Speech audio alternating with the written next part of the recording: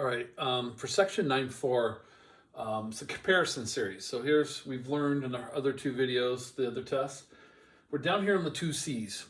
I'm going to break this into two videos. So I'm just going to show you a quick direct comparison video. So the two C's, in a sense, it's kind of like direct comparison.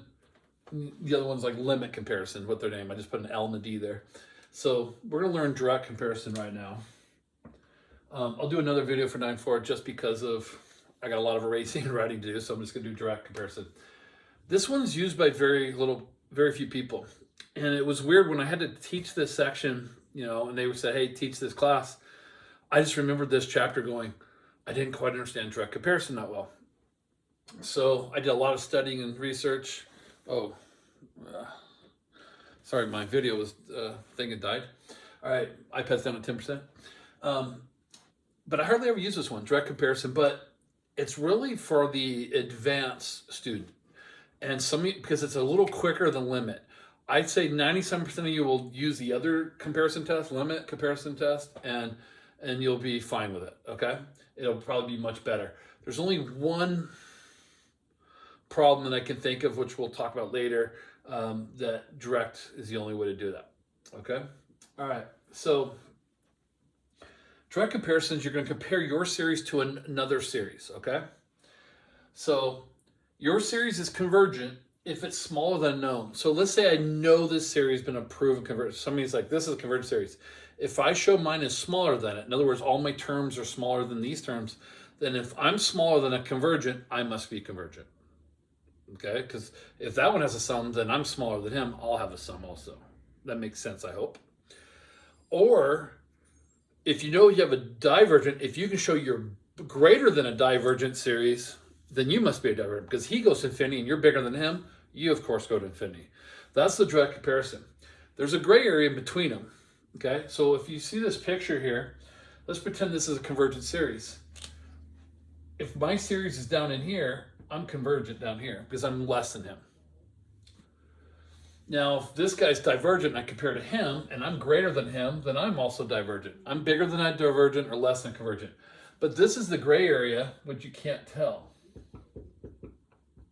And this won't be the test for us. Because you're like, well, I'm greater than a convergent. Oh.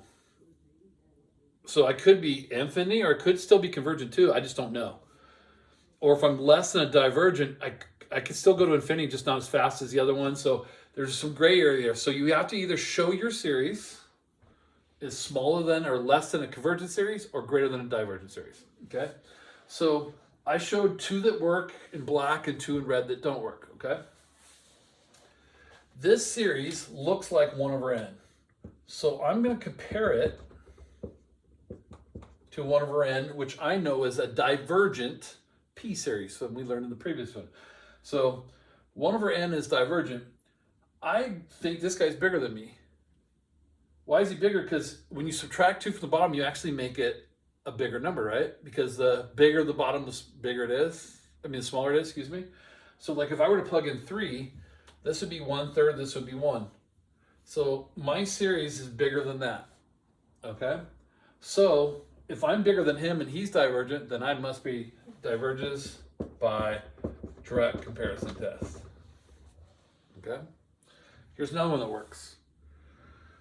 Yeah, have you noticed the gap is 2, so I know it's going to converge it? Well, I can compare it to this series,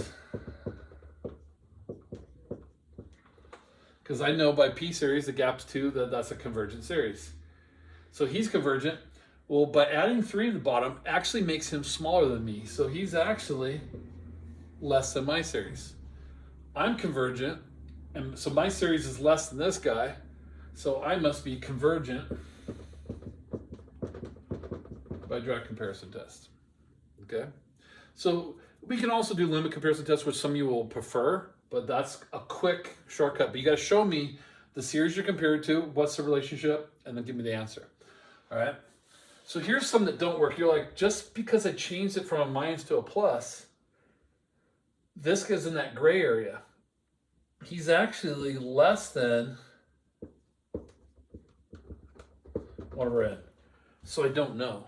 I can't tell. Now I gave you my rule. The gap's only 1, so I know it's divergent. So he's actually in here in this little section. He's less than a divergent series, so you can't use it to prove anything. You're like, I just don't know. We need another test. Now, limit comparison test will do it work for you here, but direct won't, okay? So that's kind of why most people prefer limit. And then same thing with this one, that if I switch the plus to a minus here, if I compare to this series, since I got rid of 3 in the bottom, I actually made my series is greater than him, so I'm a little bit above again, I'm in the can't tell section. So I have to show him greater than a divergent or less than a convergent to do it, okay? Some of you will like the test, some of you won't choose it. At the most, some years I'll have 1 on there, okay? That direct comparison is needed. All right, that's direct comparison.